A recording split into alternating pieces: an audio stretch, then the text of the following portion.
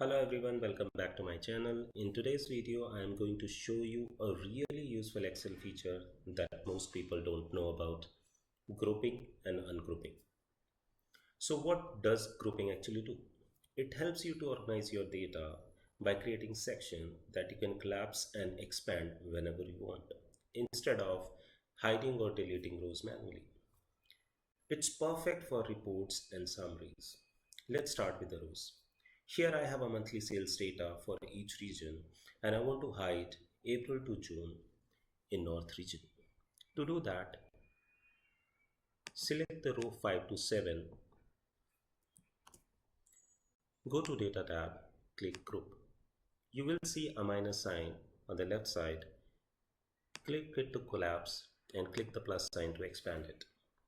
You can also group column the same way. Let's take an example. I want to group column D to F and want to show only sales and profit margin in my report. So go to data, click to group. You will see a minus sign on the top. Click it to collapse and click the plus sign to expand it. If you want to remove the grouping, it's simple. Select the rows or column which are already grouped and go to data, click to ungroup. Excel will restore everything to normal. So that's how you can use grouping and ungrouping in Excel. Try it in your next report. It's really time saver. If you found this video helpful, give it a thumbs up and subscribe for more quick Excel tips. Thanks for watching.